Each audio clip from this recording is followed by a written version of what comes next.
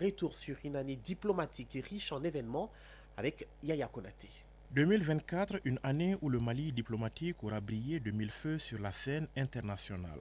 Nous sommes le 6 juillet 2024, les chefs d'État du Burkina Faso, du Mali et du Niger réunis à Niamey décident de la création de la Confédération des États du Sahel, AES. Ensemble, ils avaient annoncé dès janvier leur départ de la Communauté économique des États de l'Afrique de l'Ouest, CEDEAO, organisation jugée instrumentalisée par la France. La signature du traité instituant la Confédération, une volonté ferme de réaffirmation de la souveraineté des trois États qui ont décidé alors d'avancer résolument d'une architecture de défense commune vers un véritable espace d'intégration sous-régionale. Et c'est le Mali qui aura l'honneur de diriger les premiers pas de la nouvelle Confédération. Général d'armée Assimi Goïta. L'AES que nous sommes en train de mettre en place est d'abord et avant tout l'AES des peuples. Une AES dans laquelle les Burkinabés et les Nigériens seront chez eux au Mali et inversement. La Confédération des États du Sahel, AES, une vision portée par les trois chefs d'État qui vise à terme la constitution d'une fédération, une volonté d'aller de l'avant en rompant avec l'ordre ancien. Et le dernier communiqué en date du Collège des chefs d'État lève tout équivoque sur la rupture consommée avec la CEDEAO, quand l'organisation, lors de son dernier sommet, décide en effet d'accorder à leur pays un délai supplémentaire de 6 mois pour éventuellement se rétracter d'une seule voix. Le Collège des chefs d'État décline l'offre, souligne le caractère irréversible de leur départ et dénonce des manœuvres de déstabilisation. Abdoulaye Diop, ministre des Affaires étrangères et de la coopération internationale. En réitérant le caractère irréversible et immédiat du retrait des pays de l'AES de la CEDEAO. Dans sa déclaration du 14 décembre 2024, le Collège des chefs d'État de l'AES considère, à juste titre, la décision de proroger pour 6 mois le retrait du Burkina, du Mali et du Niger de la CEDEAO comme étant une énième tentative qui permettrait à la junte française et à ses supplétifs de poursuivre la planification et la conduite des actions de déstabilisation contre l'AES. La démarche est claire, les autorités maliennes l'avaient déjà déclinée en 3 principes qui guident désormais l'action publique au Mali, parmi lesquels le respect de ses choix de partenaires. Bamako décide donc de cheminer avec les pays qui respectent sa souveraineté. Du 4 au 6 septembre 2024, le président de la transition est en visite en Chine dans le cadre de la 9e édition du Forum de coopération entre l'Empire du Milieu et le continent africain. Une occasion pour les deux pays de raffermir des relations de coopération vieille de plus de 60 ans, relations basées sur une vision et des principes partagés. Bamako et Beijing décident à l'occasion d'élever leurs relations de partenariat à un niveau stratégique. La Chine annonce l'octroi au Mali d'un don sans contrepartie de 22 milliards de francs CFA et des projets concrets sont mis en route. Parmi eux, la relance de la construction de la nouvelle Assemblée nationale ou encore celle d'un centre de traitement pour diabétiques. À l'heure du bilan, le chef de l'État s'est montré satisfait. Général d'armée Assimi Goïta. Nous partageons un certain nombre de principes et de valeurs avec la Chine, notamment le respect de la souveraineté de nos États, la prise en compte des étreintes de nos peuples et surtout la non-ingérence dans les affaires intérieures. Donc cela nous a permis de continuer à discuter et nous allons toujours voir toutes les possibilités qui peuvent nous permettre d'avancer dans ces partenariats stratégiques. La Chine, deuxième pays hors du continent africain à recevoir le président de la transition. On se rappelle que le chef de l'État avait pris part en juillet 2023 au sommet Russie-Afrique à Saint-Pétersbourg en Fédération de Russie. Les présidents Assimi Goïta et Vladimir Poutine avaient décidé alors d'élever les relations économiques qui unissent les deux pays au niveau des excellentes relations politiques. C'est ainsi qu'en 2024, l'axe Bamako-Moscou n'a cessé de se consolider à travers des échanges de délégations. En témoigne la visite au Mali du vice-premier ministre de Russie ainsi que celle d'une délégation du géant russe du nucléaire, la société Rosatom, pour ne citer que cela. D'autre part, on notera la participation du Mali à la première conférence ministérielle du Forum de partenariat Russie-Afrique tenue à Sochi, mais aussi le séjour en Russie de la délégation de haut niveau conduite par le ministre de l'économie et des finances en septembre dernier. Invité à prendre part à la semaine russe de l'énergie, notre pays a participé ainsi à la réflexion mondiale sur les questions liées à ce secteur stratégique et à la prometteuse coopération dans le domaine avec la Russie. La visite de la délégation malienne de haut niveau en Fédération de Russie a été l'occasion de faire le point de l'état d'avancement de la douzaine de mémorandums d'entente qui unissent les deux parties dans différents domaines de coopération avec la volonté de raffermir les relations partenariales et d'accélérer la mise en œuvre de projets structurants. Sujet d'ailleurs évoqué aussi lors de la réunion ministérielle de Sochi. En matière de renforcement du partenariat stratégique avec les pays amis, on retiendra également l'approfondissement des relations d'amitié et de coopération avec d'autres pays comme la République de Turquie ou encore le renforcement de la coopération sud-sud avec des résultats encourageants. Le Mali qui chemine avec ses alliés mais qui assène aussi ses vérités face à ses détracteurs. Le cadre tout trouvé, c'est bien évidemment la tribune des Nations Unies d'où notre pays s'adresse désormais au monde dans un discours clair, limpide mais surtout décomplexé. À l'occasion de la 79e Assemblée générale des Nations Unies tenue en septembre dernier, le ministre de l'administration territoriale et de la décentralisation, porte-parole du gouvernement, réaffirme l'attachement de notre pays à sa souveraineté et dénonce des ingérences extérieures dans les affaires du Mali. Général de division Abdoulaye Maïga. Nous constatons une grave ingérence dans les affaires intérieures du Mali. La nature de la solution déployée par les autorités maliennes ne concerne que les Maliens. Depuis la fin de l'accord d'Alger le 25 janvier 2024, les Maliens n'expriment qu'un seul vœu le concernant, que son âme repose en paix. Monsieur le ministre des Affaires étrangères, l'accord est bien et belle mort. Vos incantations ne serviront pas à le ressusciter. Vous me donnez l'occasion d'une part de vous réitérer que nul ne peut aimer le Mali plus que les Maliens, et d'autre part de vous rappeler que le Mali et son peuple ne seront pas des spectateurs face aux assauts et l'adversité. Pour chaque balle tirée contre nous, nous réagirons par réciprocité. Pour chaque mot employé de travers, nous réagirons par réciprocité. À bon entendeur, tant pis. Le Mali sur la scène internationale en 2024, c'est aussi la participation de notre pays à d'autres grands rendez-vous internationaux. La COP 29 tenue en novembre dernier en Azerbaïdjan, la COP 16 sur la biodiversité qui a eu lieu fin octobre à Cali en Colombie, ou encore celle sur la désertification organisée début décembre à Riyad en Arabie Saoudite, autant de tribunes où notre pays a donné de la voix.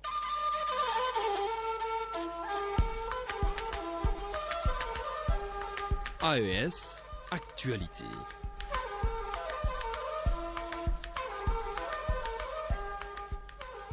Nous posons nos valises au Burkina Faso. Selon ses consommateurs, elle a un bon goût et a différentes saveurs.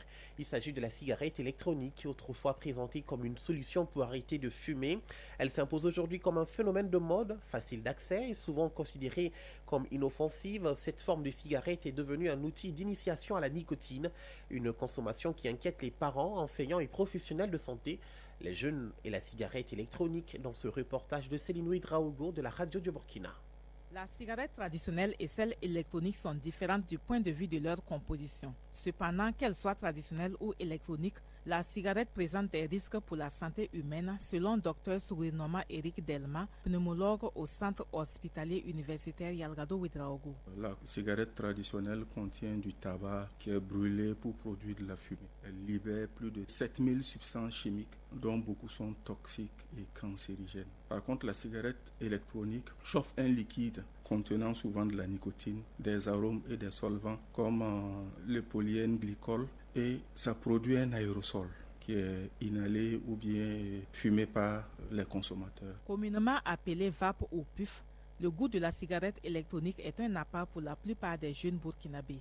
Elle est devenue un phénomène de mode, indique Ivan Ouattara, âgé de 20 ans. Je consomme la cigarette électronique parce que ça a bon goût dans la bouche et qu'il y a plusieurs saveurs. J'en consomme depuis 2 ans. J'ai conscience des risques et des conséquences. Issa Yameogo, nom d'emprunt, lui aussi a pris goût à la cigarette électronique depuis 1 an. Sa compagnie y a beaucoup contribué, explique-t-il. Je trouve que c'est mieux que la cigarette quand même. À travers un groupe d'amis que j'ai connu ça, j'ai vu que ça avait aussi un bon goût. Comme tout fumeur, chacun connaît vraiment arrêter ce qu'il a commencé parce que à la longue, ça peut devenir autre chose. Selon le pneumologue Dr Sourinoma Eric Delma, la dépendance à la nicotine est l'un des effets de la cigarette sur la santé. La cigarette électronique provoque des irritations des voies respiratoires, des lésions pulmonaires et il y a potentiellement une dépendance à la nicotine. Mais elle libère des substances chimiques potentiellement nocives, notamment le formaldéhyde, les acroléines, les métaux lourds.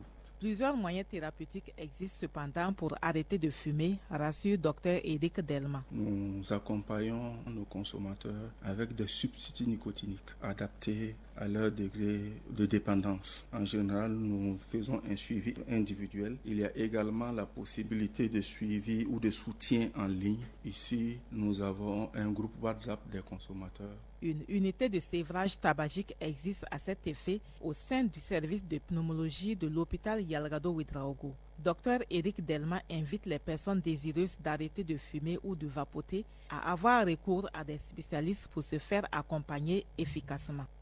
Le Niger dans l'actualité, l'intervention du chef de l'État français lundi dernier sur le retrait des forces françaises de certains États africains a confirmé au grand jour la face de celui qui est sans doute le président français de la Ve République le plus controversé, qualifié fréquemment de plusieurs noms d'oiseaux, comme l'ont fait mardi le Tchad et le Sénégal.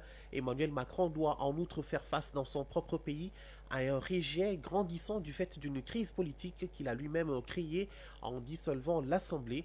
Commentaire signé Abdoulaye Coulibaly de la radio du Niger.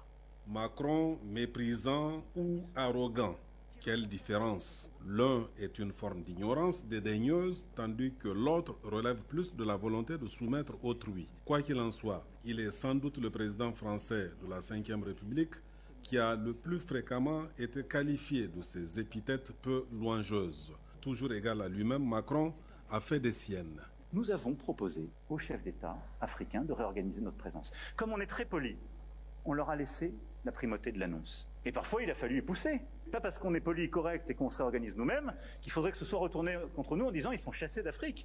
Je peux vous dire que dans bien de ces pays, on ne voulait pas enlever l'armée française ou même la réorganiser. Et quand Macron estime que des dirigeants africains avaient oublié de dire merci à la France pour le rôle qu'elle aurait joué dans la lutte contre l'insécurité, il faut simplement lui rappeler que la France non plus n'a remercié à ce jour l'Afrique pour la précieuse contribution des troupes africaines à la libération de la France sous domination nazie. Une contribution sans laquelle la France serait peut-être allemande aujourd'hui encore.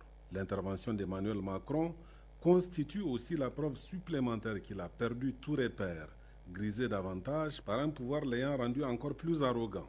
Une chose est sûre, Emmanuel Macron est aujourd'hui contesté dans son propre pays par une large majorité de Français, selon les derniers sondages. En mauvais perdant, il refuse toujours de reconnaître l'évidence de sa défaite, faisant dans le dilatoire au Parlement, où son camp est largement minoritaire. Accentuant la crise politique en cours dans son pays, il refuse en effet de nommer, contrairement à la tradition républicaine, un Premier ministre issu du camp de la coalition majoritaire, arguant qu'aucun parti pris individuellement n'a recueilli la majorité. Pourtant, il en a nommé 2 de son propre camp, depuis les législatives de juin 2024, méprisant ainsi le suffrage de ses compatriotes. Le dilatoire auquel il a choisi, ce faisant, de se livrer, ne peut de toute façon prospérer. La demande de sa destitution sera sans doute bientôt remise au goût du jour au Parlement. Surtout si le 14 janvier prochain, à l'occasion du vote de la déclaration de politique générale, une nouvelle motion de censure renversait le gouvernement actuel, ce qui n'est pas exclu de l'avis même de nombre d'observateurs. Et si une destitution du locataire de l'Élysée intervenait, peut-être ouvrirait-elle la voie à un renouveau politique français et à une nouvelle ère dans les relations Afrique-France. Actualité sur la scène internationale au Sénégal, l'exécutif veut rationaliser le paysage politique composé de 348 partis. C'est en substance l'objectif affiché par l'exécutif au Sénégal concernant les partis politiques, leur rationalisation, autrement dit la suppression de tout ce qui ne respecte pas la loi de 1989 qui régit leur fonctionnement, était dans le programme du PASTEF. En République démocratique du Congo, l'armée reprend le chef-lieu du territoire de Massissi au M23 dans le nord Kivu. La ville clé de Massissi centre, tombée dans le week-end entre les mains du M23 dans l'est de la République démocratique du Congo, a été reprise par l'armée congolaise appuyée par les groupes armés locaux après des violents affrontements contre les rebelles du M23. Une reconquête qui intervient alors que l'armée annonce une contre-offensive contre le M23. Le Parlement libanais s'est réuni ce jeudi pour tenter d'élire un président de la République après une vacance de plus de 2 ans. La voie semble ouverte pour l'élection d'un successeur à Michel Aoun, dont le mandat s'est achevé fin octobre 2022. Le candidat favori est le chef de l'armée, le général Joseph Aoun, qui jouit du soutien des États-Unis et de l'Arabie Saoudite, 2 pays qui exercent une influence politique majeure au Liban. Ces derniers jours, les obstacles empêchant la réussite de la séance électorale sont tombés les uns après les autres. Le quorum de 86 députés sur les 128 que compte le Parlement sera assuré sans souci. Et si aucun candidat n'obtient les 2 tiers des votes lors de la première séance, les 65 voix nécessaires pour élire le président lors des séances suivantes sont déjà disponibles. Los Angeles est toujours sous la menace des flammes et les dégâts sont gigantesques. Plus de 1000 structures ont été détruites par le feu au bord de l'océan Pacifique à l'est de la ville. Des incendies qui ont fait au moins 5 morts et forcé des dizaines de milliers d'habitants à fuir. Le président américain Joe Biden a annulé le voyage qui devrait le conduire ce jeudi en Italie en raison des incendies qui font rage autour de Los Angeles.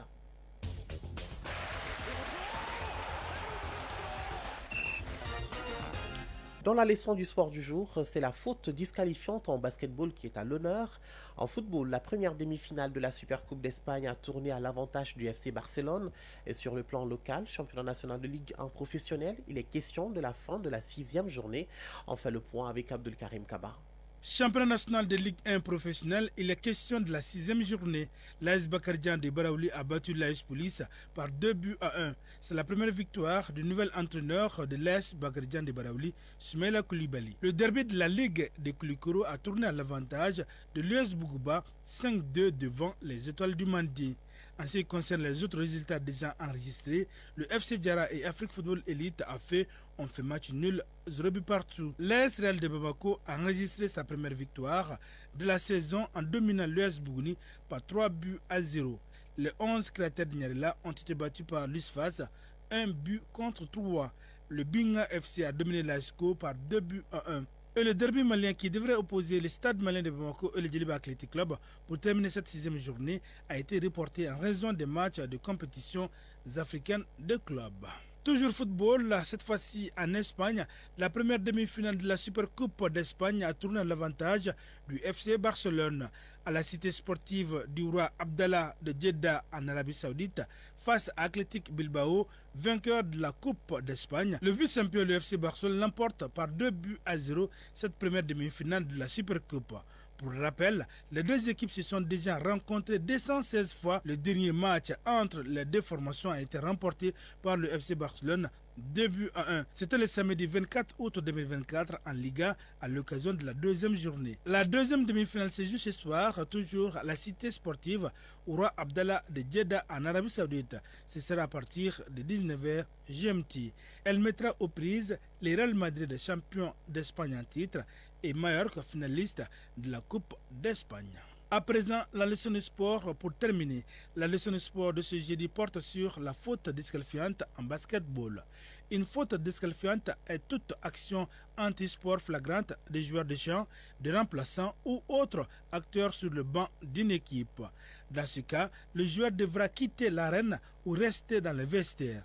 En cas de rapport de l'arbitre, la sanction peut être assez grave. Isaac Tienou nous en parle dans sa leçon de sport du jour. Une faute disqualifiante est une action antisportive flagrante du joueur au cours d'une rencontre de basketball. Alpha Bargo Jackson, instructeur FIBA. La faute disqualifiante, c'est un joueur qui a agressé son adversaire. Le mot agresser n'est pas fort. Quand on agresse, tu dois être disqualifié. Pour qu'un joueur soit sanctionné pour faute disqualifiante, les conditions sont précises. Un joueur qui va dans son déplacement, toi tu viens, tu lui donnes un coup de poing. Alors l'arbitre ne doit pas hésiter. C'est un anti-jeu grave. Ce joueur-là, il faut le renvoyer dans les vestiaires. Chaque fois qu'un joueur fautif est disqualifié, il doit se rendre et demeurer dans le vestiaire de son équipe pour toute la durée de la rencontre ou, s'il le désire, quitter l'enceinte du bâtiment. Alpha Bargo Jackson. Il est remplacé. C'est pas comme au football où on dit changement. Au basket, on ne dit pas changement. On dit remplacement. Ça veut dire qu'on peut sortir et revenir. Mais quand tu es disqualifié, tu dois aller dans les vestiaires. Malheureusement, chez nous ici, quand le joueur est disqualifié, souvent tu le retrouves sur le banc. Mais il faut s'il n'y a pas de vestiaire, il doit aller il doit sortir de la salle. Parce qu'il peut exciter le public à l'agression. Il doit être dans les vestiaires jusqu'à la fin de la rencontre. Chaque infraction en basketball a une conséquence et elle est très souvent immédiate. La réparation, c'est 2 lancers francs plus possession ballon. C'est-à-dire, on te donne 2 lancers francs, il n'y a pas d'encadrement. Le joueur, un est là, l'arbitre lui donne 2 lancers francs. Il est reçu, il n'est pas reçu. Après, on lui donne la remise. Par la suite, les arbitres peuvent décider ou non de formuler un rapport concernant la faute commise par le joueur. Ce rapport est ensuite examiné par la commission de discipline responsable de la compétition et les sanctions peuvent aller jusqu'au bannissement du joueur à vie des rangs de la fédération de basketball en cas de faute très grave. Chronique judiciaire. Le Mali dispose de nouveaux codes pénals, de codes de procédure pénale. Le président de la transition a promulgué les 2 textes le 13 décembre 2024. Il faut le rappeler que les travaux d'élaboration de ces documents importants ont démarré en novembre 2017. Parmi les innovations, on peut citer la criminalisation de la traite des personnes, la suppression des cours d'assises, l'institution du juge de l'application des peines, la protection de la présomption d'innocence, l'introduction du bracelet électronique ou encore la mise en place d'un collège des libertés et des temps de détention et bien d'autres. Une application correcte de ces innovations contribuera sans doute à désengorger les maisons d'arrêt et protéger davantage la dignité et les droits humains et à favoriser l'accès à une justice équitable au Mali. Rétrospective 2024 dans le secteur de la justice avec le code pénal et le code de procédure pénale avec Garibou Pérou. Promulgués par le président de la transition, le code pénal et le code de procédure pénale sont 2 documents d'importance capitale pour le rayonnement de la justice. Si l'un catalogue l'ensemble des infractions prévues et punies, l'autre trace les voies à suivre pour mettre en œuvre les dispositions comportant les sanctions pénales. Il s'agit en clair de définir comment les enquêtes sont menées, comment les poursuites sont engagées, comment les dossiers sont instruits, comment se déroule le jugement et les voies de recours qui peuvent être exercées. Mamoudou Kassougué, ministre de la Justice et des Droits de l'Homme, garde des Sceaux. Le code pénal, c'est le droit substantiel qui pose les incriminations, les infractions et les sanctions qui leur sont applicables. Quant au code de procédure pénale, il détermine la manière dont ces infractions doivent être jugées et après le jugement, comment la peine doit être appliquée, quelles sont les voies de recours qui peuvent être utilisées. Dr Suleiman D, président de la commission loi CNT. Pour une fois, c'est des Maliens qui ont examiné ces textes, c'est des Maliens qui ont voté ces textes en se référant sur la profonde aspiration du peuple malien à donner un visage nouveau à notre justice. Troisième du genre de l'indépendance à aujourd'hui, le code pénal et le code de procédure pénale en vigueur passent du simple au double. Mangal Traoré, magistrat. C'est au total 1373 articles. Mais il n'y a pas que ça, parce que pour l'intérêt des praticiens du droit, le nouveau code il va comporter 2 grandes parties essentiellement. Ce qu'on appelle la partie législative, où vous avez tous les articles qui sont à l'intérieur du code, et ce qu'on appelle la partie réglementaire, donc qui va prendre en charge l'ensemble des décrets d'application. Christian Idrissa Diassana, magistrat à la retraite. De mémoire de Maliens, on n'a pas vu encore une telle refonte des textes pénaux. Avant, on procédait à la numération chronologique, mais cette fois-ci, on a choisi une numérotation analytique. C'est-à-dire que les numéros des articles font tout de suite référence au plan du code. Cela permet de ne plus faire de relecture. Et lorsqu'il y a des changements qui interviennent, quand les changements interviennent, au lieu de faire un nouveau code pénal, il suffit de changer les articles correspondants sans avoir à chambouler l'architecture générale du code. Partie législative et réglementaire, le ministère est passé par toutes les étapes nécessaires pour aboutir à ces résultats tangibles. Le code pénal et le code de procédure pénale donnent aux acteurs de la justice une série de centres d'intérêt en termes de réforme et d'innovation. Mamoudou Kassougué, ministre de la Justice et des Droits de l'Homme, garde des Sceaux. Nous avons l'introduction de beaucoup d'infractions qui jusqu'ici n'avaient pas trouvé de définition dans le code pénal, notamment l'esclavage par ascendance. Des infractions aussi basées sur le genre, la traite des personnes et d'autres infractions assimilées ont pu avoir une assise légale confortable dans les nouveaux codes pénals. Il faut dire aussi que nous avons eu l'occasion de prendre en charge la situation des repentis pour ce qui concerne les gens qui ont appartenu à des groupes armés et qui n'ont pas les mains tachées de sang. Nous avons aussi les bracelets électroniques, donc les moyens électroniques de contrôle qui permettent d'être un palliatif à l'emprisonnement. S'agissant du code de procédure pénale, il faut dire qu'une des innovations majeures, c'est la suppression des cours d'assises. Une autre innovation majeure, c'est l'instauration du collège de la liberté et des détentions. Et une autre particularité qui est très importante, c'est la future brigade des mines qui sera mise en place pour traquer tous ceux qui sont dans l'exploitation illicite des substances minérales. Il faut dire que par rapport au dossier de corruption, il a été décidé que lorsque ça atteint le seuil criminel, les infractions sont imprescriptibles. Dr Suleiman D, président de la commission loi CNT. Lorsque un prévenu est placé sous mandat de dépôt, passé le délai légal de détention, le régisseur de la prison est tenu de présenter le prévenu au président du tribunal qui prend immédiatement une ordonnance de mise en liberté. Magal Traoré, magistrat. Dans ce code-là, il a été prévu que sa mise en œuvre se fera 6 mois après sa promulgation. Riche en contenu, le nouveau code pénal et le code de procédure pénale ont été promulgués précisément le 13 décembre 2024. Avec ces deux ouvrages générationnels, c'est seul désormais le poids de la vérité qui peut incliner la balance de la justice.